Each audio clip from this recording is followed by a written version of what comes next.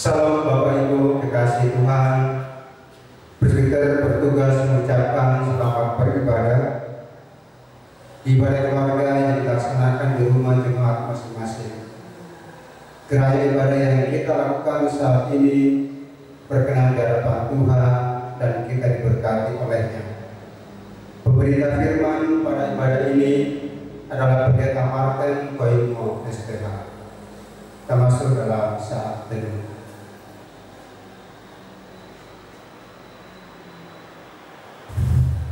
Jemaat, mari kita berdiri. Kita memuji Tuhan dari kita jemaat nomor 3 ayat 1 sampai 2. Kami puji dengan diam.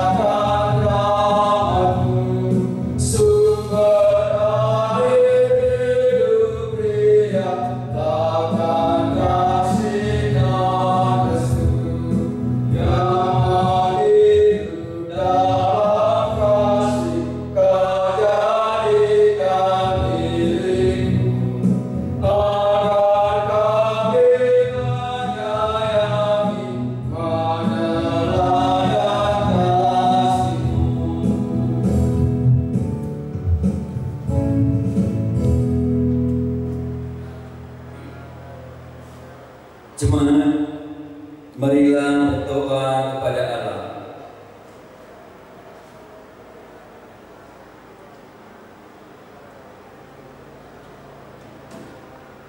Ya Bapa Maha Kuasa, kami bersyukur atas pertolongan dan berkat-Mu yang kami terima dalam kehidupan kami. Sebagai keluarga, kami mau beribadah dan memuliakan nama-Mu. Walaupun ibadah yang kami laksanakan ini dilakukan di rumah masing-masing keluarga, namun biarlah Engkau melayakkan kami dan berkenan atas ibadah, sembah, sujud dan pujian yang kami panjatkan kepada-Mu. Dalam nama Tuhan Yesus kami berdoa. Amin. Litani, pembacaan litani terdapat dalam Mazmur pasal ke-51 ayat ke-9 sampai ayat ke-15. Kita akan membacanya sedikit berganti. Bersihkanlah aku daripada dosaku dengan hisop, maka aku menjadi tahir. Basuhlah aku, maka aku menjadi lebih putih dari salju.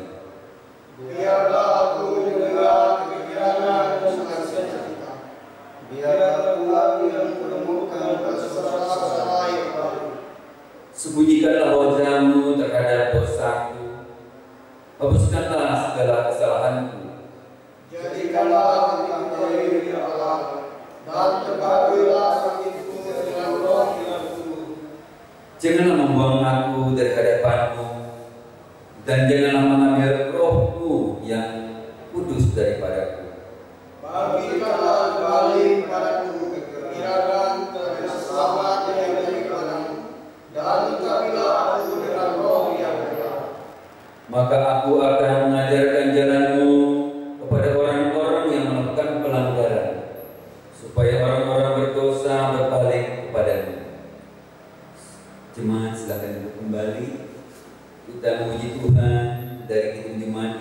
3 bait yang pertama.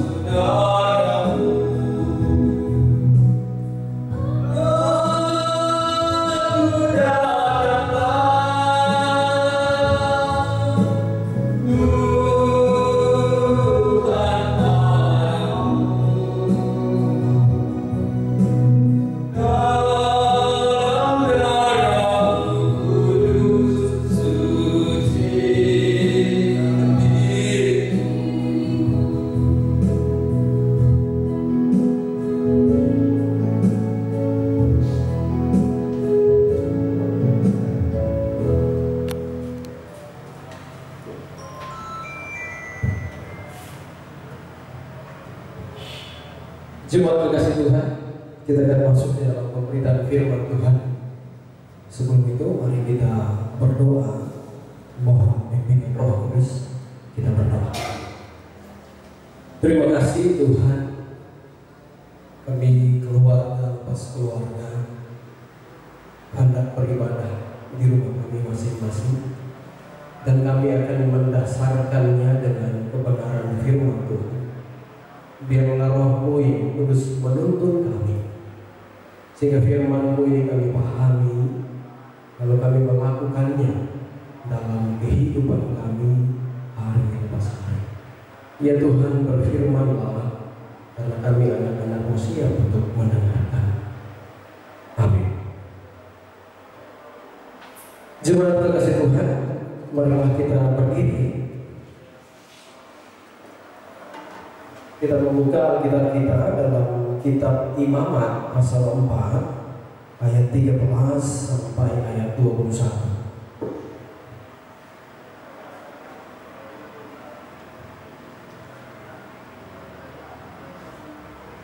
Kitab Imamat pasal 4 ayat 13 sampai ayat 21. Firman Tuhan, jikalau yang berbuat dosa dengan tak sengaja itu segenap umat Israel, dan jemaah tidak menyadarinya, sehingga mereka melakukan salah satu hal yang dilarang Tuhan dan mereka bersalah, maka apabila dosa yang diperbuat mereka itu ketahuan, haruslah jemaah itu mempersembahkan seekor lembu jantan yang muda sebagai korban penghapus dosa. Lembu itu harus dibawa mereka ke depan kemah pertemuan. Lalu para tua-tua umat itu harus meletakkan tangan mereka di atas kepala lembu jantan itu di hadapan Tuhan. Dan lembu itu harus disembelih di hadapan Tuhan. Imam yang diurapi harus membawa sebagian dari darah lembu itu ke dalam kemah pertemuan. Imam harus mencelupkan jarinya ke dalam darah itu dan memercikkannya 7 kali di hadapan Tuhan di depan tabir. Kemudian dari darah itu harus dikubuhnya sedikit pada tanduk-tanduk mezbah yang di hadapan Tuhan di dalam kemah pertemuan. Dan semua darah selebihnya harus dicurahkannya kepada bagian bawah mezbah korban bakaran yang di depan pintu kemah pertemuan. Segala lemak harus dikhususkannya dari lembu itu dan dimakannya di atas mezbah. Beginilah harus diperbuatnya dengan lembu jantan itu, seperti yang diperbuatnya dengan lembu jantan korban penghapus dosa. Demikianlah harus diperbuatnya dengan lembu itu. Dengan demikian, imam itu mengadakan pendamaian bagi mereka, sehingga mereka menerima pengampunan. Dan haruslah ia membawa lembu jantan itu keluar perkemahan, lalu membakarnya sampai habis, seperti ia membakar habis lembu jantan yang pertama. Itulah korban penghapus dosa untuk jemaah. Demikian pembacaan Alkitab kita pada hari ini. Terpujilah Kristus. Haleluya. Haleluya. Haleluya. Haleluya.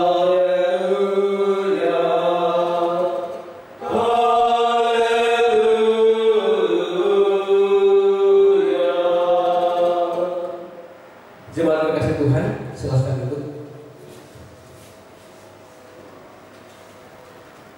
Shalom, Bapak Ibu Tuhan. Selamat malam. Apa kabar? Tentu Bapak Ibu kasih Tuhan yang berada di rumah masing-masing dalam keadaan baik. Bapak Ibu kasih Tuhan, hari ini kita berbicara mengenai hidup kudus. Hidup kudus. Apa itu hidup kudus? Hidup kudus itu adalah hidup yang dikhususkan untuk Tuhan. Jadi kan kadang-kadang Bapak Ibu kasih Tuhan, ada banyak orang itu mengatakan bahwa hidup kudus itu hidup yang tidak pernah dalam kehidupannya melakukan dosa sekalipun. Orang ini taat, dia tidak pernah melakukan dosa sekalipun. Oh, dia yang paling hebat. Tidak, Bapak Ibu kasih Tuhan.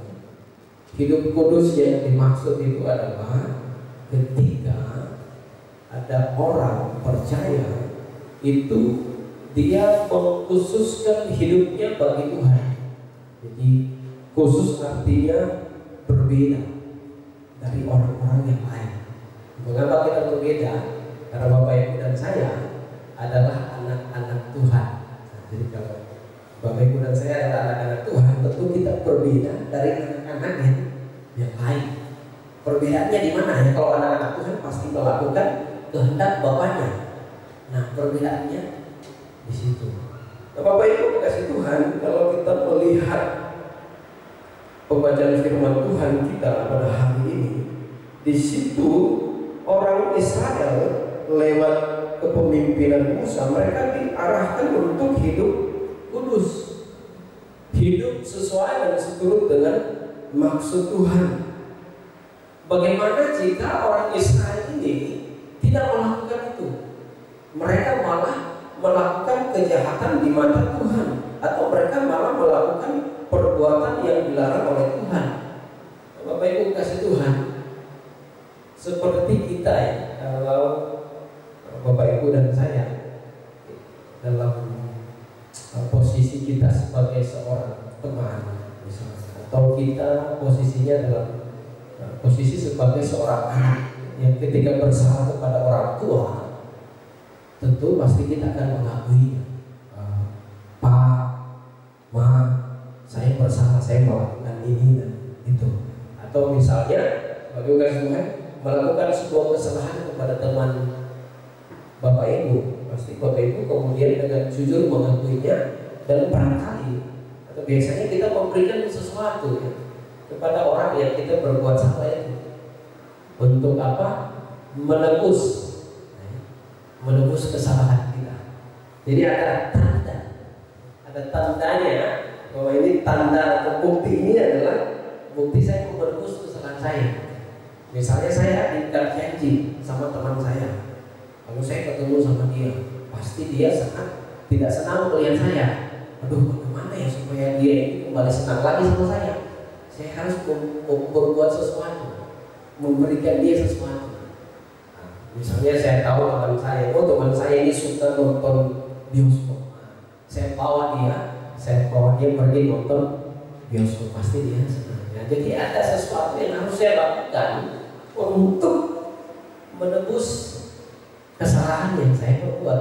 Nah, Bapak Ibu kekasih Tuhan, dalam kehidupan orang Israel pada waktu itu dalam kitab Imamat, ketika mereka melakukan kesalahan atau perbuatan yang dilarang oleh Tuhan, maka mereka juga harus melakukan tindakan untuk menebus kesalahan tindakan itu seperti apa? Nah, itulah yang kemudian menjadi pembacaan firman Tuhan kita pada saat ini. Di ayat 13 dikatakan begini: jikalau yang berbuat dosa dengan tak sengaja itu sekedar umat Israel dan jemaat tidak menyadarinya, sehingga mereka melakukan salah satu hal yang dilarang oleh Tuhan dan mereka bersalah, maka apabila dosa yang diperbuat mereka itu ketahuan, haruslah jemaah itu mempersembahkan seekor lembu jantan yang muda sebagai korban penghapus dosa. Dan kadang-kadang Bapak Ibu Tuhan, ada orang, ya, ini coba, ada orang itu kadang-kadang kalau sudah tahu, dia benar-benar tahu bahwa dia sudah melakukan salah. Kan biasanya kalau orang yang sadar diri itu, yang tahu kalau dirinya salah, ya minta maaf, ya, atau apa yang harus dia lakukan, dia harus berusaha. Tapi kadang-kadang kan ada orang yang sudah tahu dirinya salah, kemudian ya cuek-cuek aja atau diam-diam saja, gampang itu. Misalnya kan, Bapak Ibu Tuhan, tentu sebagai orang yang baik, sebagai orang percaya, sebagai anak Tuhan, ya, kalau Bapak Ibu melakukan kesalahan sama teman-teman Bapak Ibu Tuhan, penting bagi kita untuk meminta maaf.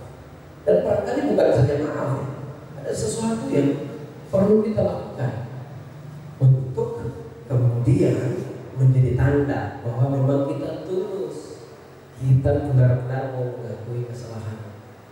Nah, itulah yang Tuhan Allah juga sedang harapkan dari orang Israel ketika mereka melakukan sebuah kesalahan. Nah, Bapak Ibu Tuhan, Bapak Pendeta menjelaskan begini supaya Bapak Ibu dan saya dan kita semua sadar bahwa kesalahan itu bukan sesuatu yang sepele, bukan sesuatu yang harus kita sepelekan, bukan. Itu penting. Mengapa? Tuhan saja, kalau kita lihat dalam pembacaan kita, Tuhan saja menuntut, Tuhan saja meminta, Tuhan saja mengarahkan orang Israel, mereka harus mempersembahkan seekor lembu jantan. Misalnya Bapak Ibu kasih Tuhan, kadang-kadang orang yang kita buat hatinya marah, memang kita rasa dia itu sepertinya tidak mengharapkan kita untuk minta maaf. Tapi Bapak kita mau katakan, jangan berpikir dari posisi orang itu, tapi lihat dari diri kita. Oh, saya kesal, harusnya saya kan begini, harusnya saya pergi, saya melakukan ini sama orang itu karena memang saya bersalah. Nah, itu yang bagus. Itu yang sebaiknya dilakukan oleh orang percaya. Nah, Bapak Ibu Tuhan, sejak zaman perjanjian lama Tuhan Allah sudah mengatur cara hidup orang percaya, mulai dari bangsa Israel. Jadi ketika mereka melakukan sebuah kesalahan itu jangan dilihat sepele. Kan kadang-kadang Bapak Ibu Tuhan, kita bisa terjebak dalam hal-hal yang menyepelekan sesuatu, khususnya dalam sebuah kesalahan. Gampang kok, dia teman saya, pasti dia maklum kok atas kesalahan saya. Jangan, sekali-kali jangan, Bapak Ibu Tuhan. Kita anak Tuhan, Bapak Ibu dan saya anak Tuhan. Kita orang yang kudus, yang dikhususkan. Sikap kita berbeda dari orang-orang di luar sana. Khususnya berbicara mengenai sebuah kesalahan, sebuah dosa yang kita perbuat. Itu harus menjadi catatan penting bagi kita. Kok harus begitu Pak Pendeta? Iya benar, karena bukan Pak Pendeta yang bilang, yang mengatakan itu adalah Tuhan. Tuhan yang memerintahkan. Jika kamu berbuat kesalahan, jika kamu berbuat dosa, haruslah kamu mempersembahkan. Dari dasar inilah kemudian sebagai orang percaya, kemudian mari kita melihat maksud Tuhan yang baik, bahwa kesalahan itu bukan sesuatu yang sepele.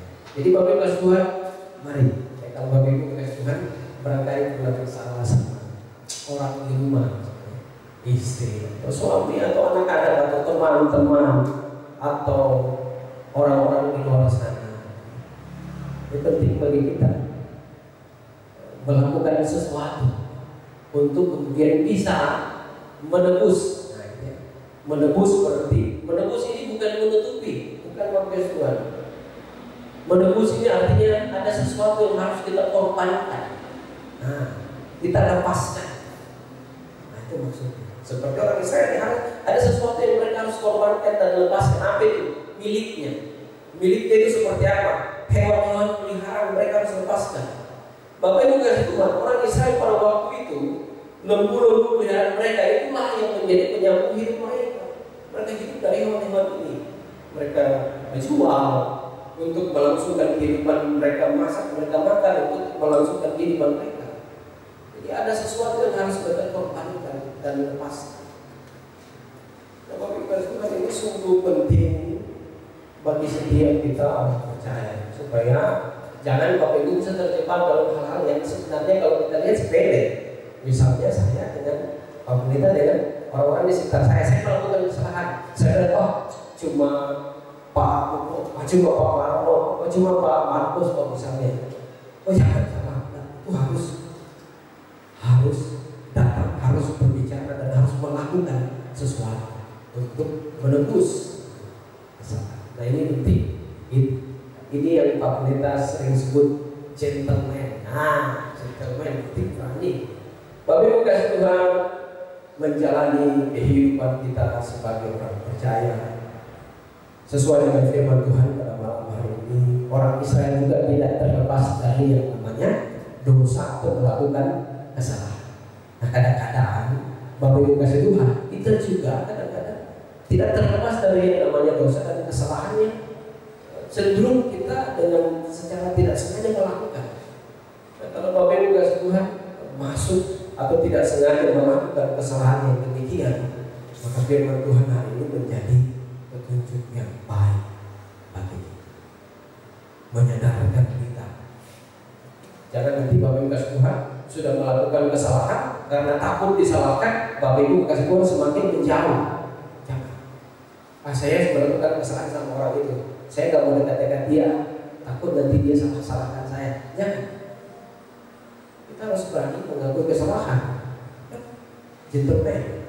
Mari Bapak Ibu kasih Tuhan, kita hidup di tengah-tengah kehidupan kita di mana tantangan kita sebagai orang percaya adalah kadang-kadang kita juga cenderung melakukan hal-hal yang salah, baik di hadapan Tuhan dan juga di hadapan sesama kita yang lain. Jika Bapak Ibu kasih Tuhan terjebak dalam hal-hal dosa atau kesalahan yang Bapak Ibu lakukan, maka ingatlah, jangan takut, ya. Jangan takut, bukalah dirimu. Buka dirimu, akui kesalahanmu di hadapan Tuhan, lalu secara gentleman engkau harus menebus kesalahanmu itu. Supaya orang yang memperhatikanmu itu juga menilaimu secara positif. Orang ini hebat, dia berani mengakui kesalahan. Nah, Bapak Ibu dikasih Tuhan, dengan kita berani mengakui kesalahan, maka kita sedang berada pada level yang berbeda dari orang-orang yang lain. Nah ini yang dikatakan oleh firman Tuhan malam hari ini, hidup kudus, hidup khusus. Dia berbeda dari orang yang lain. Kalau orang yang lain itu melakukan kesalahan, dia semakin menutupi kesalahannya. Tapi kalau kita melakukan kesalahan, kita harus berani mengakui. Karena Tuhan penuh kasih. Tuhan maha kasih. Bapak Tuhan, kalau Bapak Ibu kasih Tuhan lihat tata ibadah kita pada malam hari ini, itu lintarinya ya, atau Mazmur yang kita baca berbalasan tadi itu Mazmur 51. Itu adalah karangan Daud ketika dia sedang jatuh ke dalam dosa, ketika dia sedang mengambil istri orang, Tuhan marah dan menghukumnya, sehingga atas kegalauannya, kepedihan hatinya dan merasa berdosa yang amat dirasakan oleh Daud, dikaranglah Mazmur pasal 51 ini. Nah, kalau Bapak Ibu kasih Tuhan nanti di rumah bisa baca ayat 1 sampai 1 pasal, Mazmur pasal 51 itu pengakuan dosa semua. Daud mengungkapkan semua di hadapan Tuhan. Daud katakan, Tuhan saya ini dari kandungan sudah berdosa. Ini Daud cukup terbuka dan tidak malu-malu. Dia mengungkapkan kepada Tuhan. Kalau kita Tuhan, Daud juga bisa menjadi contoh bagi kita. Dia cukup terbuka dan tidak malu-malu untuk mengakui kesalahannya di hadapan Tuhan. Bapak Tuhan, mari kembali dalam kehidupan kita. Jadilah anak-anak yang kudus, yang khusus, yang cara hidupnya adalah melakukan kehendak Tuhan. Kalau Bapak Ibu dan saya melakukan kesalahan, lihat bahwa Tuhan itu berkasih. Terbukalah, bukalah dirimu untuk menerima teguran, masukan, dan barangkali arahan dari orang lain. Untuk apa? Lebih mengisi kita lebih baik lagi ke depan. Mari Bapak Tuhan, kitalah orang-orang yang sedang Tuhan persiapkan untuk Tuhan pakai menjadi alat di tangannya juga, menyatakan kasih Tuhan, menyatakan perbuatan baik di mana Bapak Ibu kasih Tuhan. Selamat malam, Tuhan Yesus memberkati kita. Amin.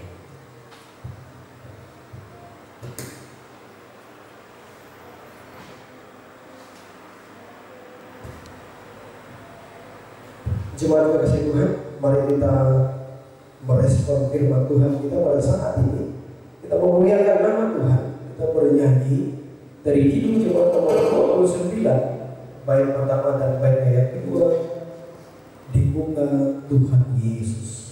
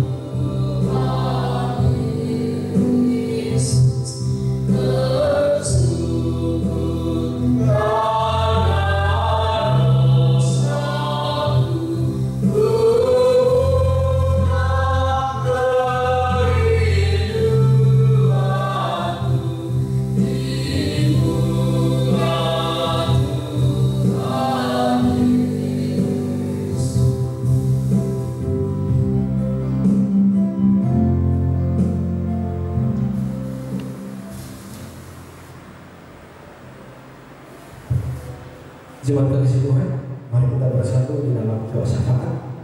Kita berdoa. Terima kasih Tuhan untuk kebenaran firman Tuhan yang boleh kami dengarkan dalam ibadah keluarga yang boleh kami laksanakan.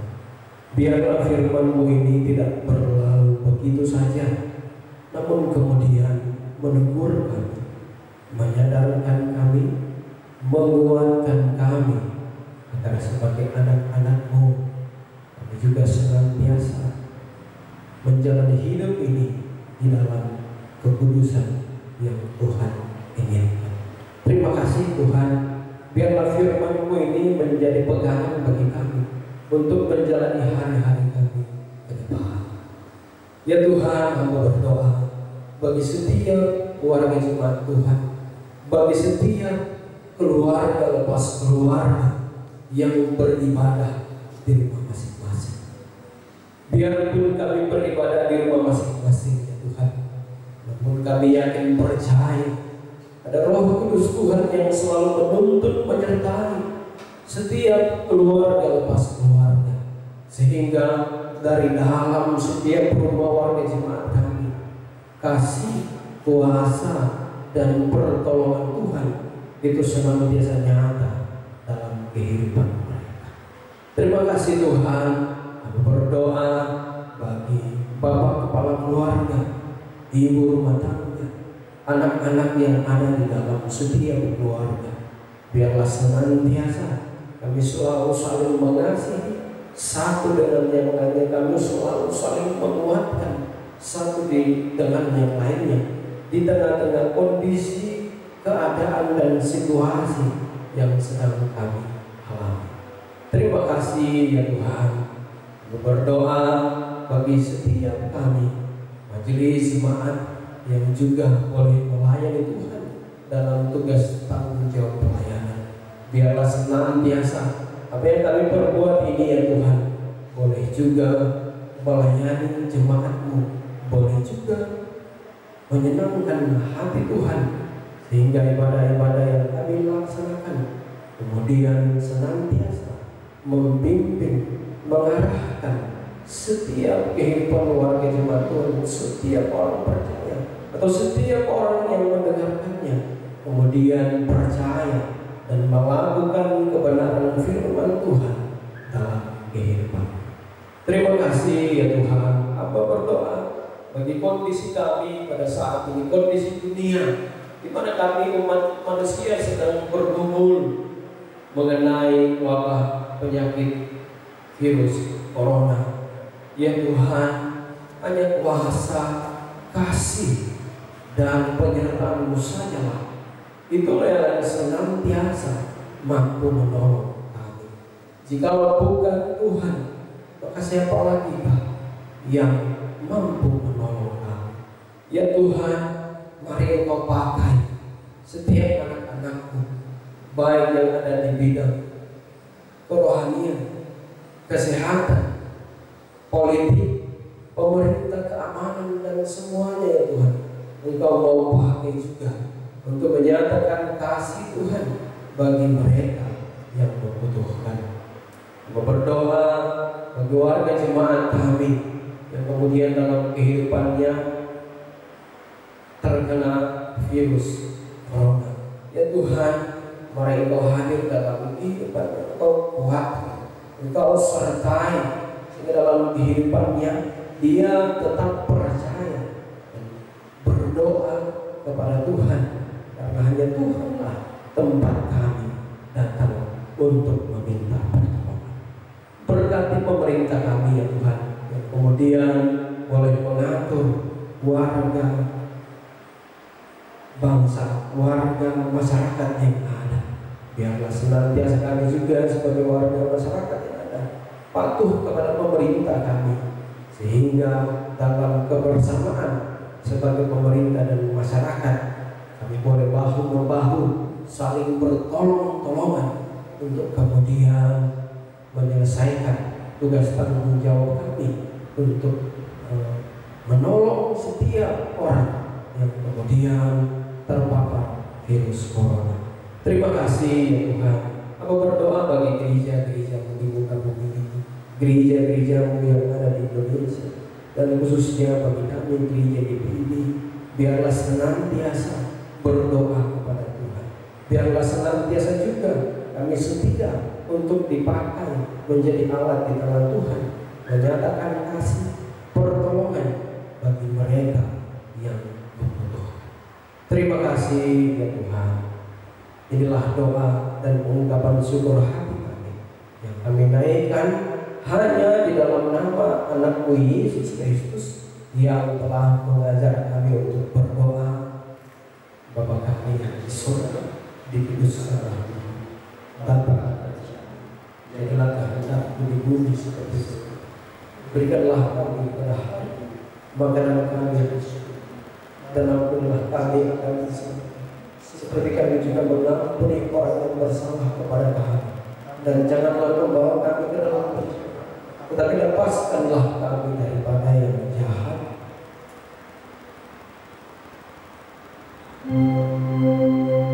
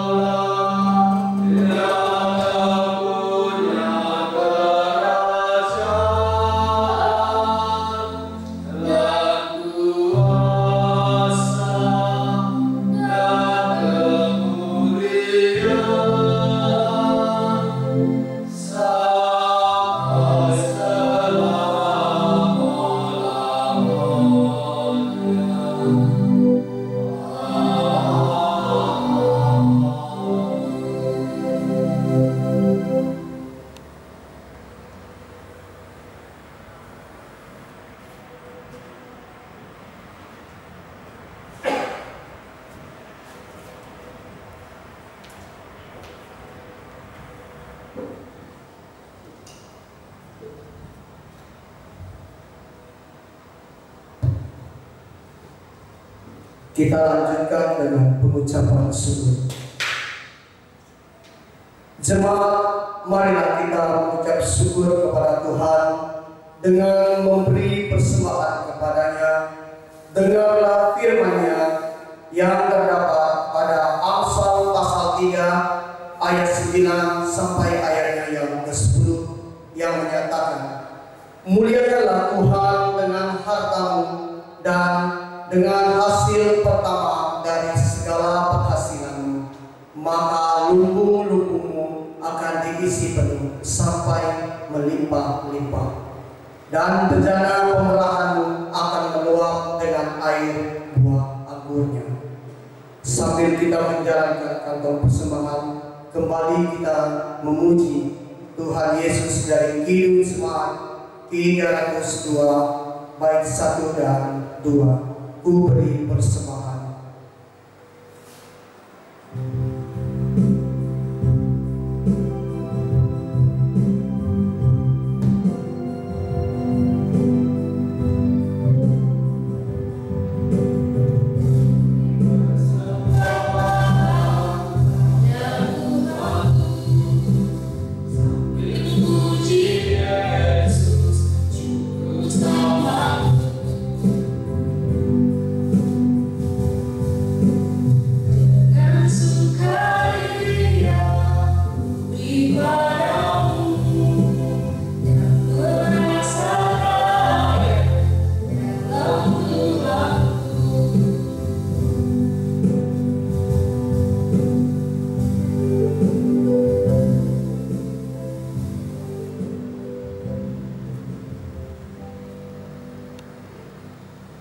Jemaat, marilah berdiri untuk menyerahkan persembahan ini kepada Tuhan dalam doa syukur. Terima kasih Tuhan Yesus untuk karya penyelamatanmu bagi kami.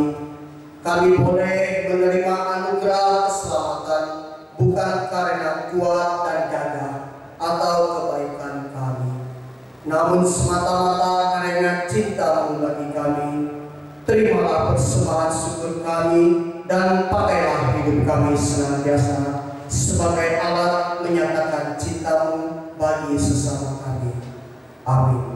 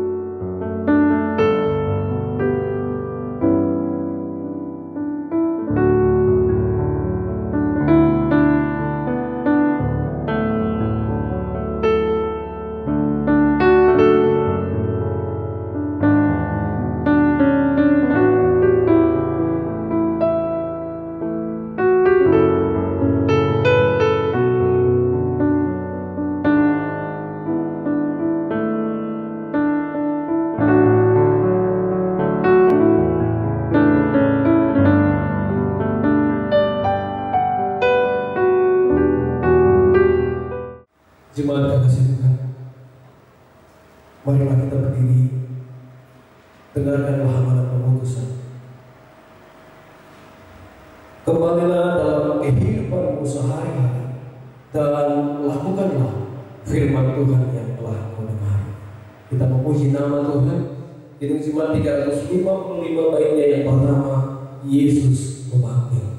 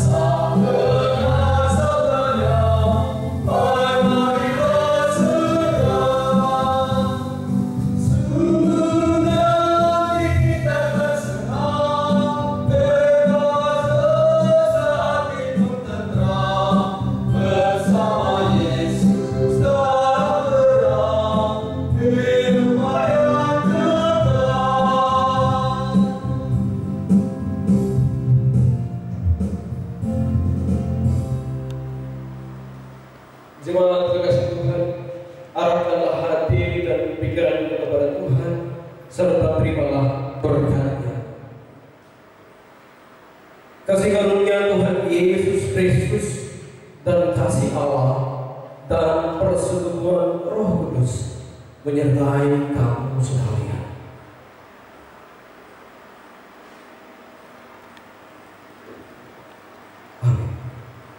Amin.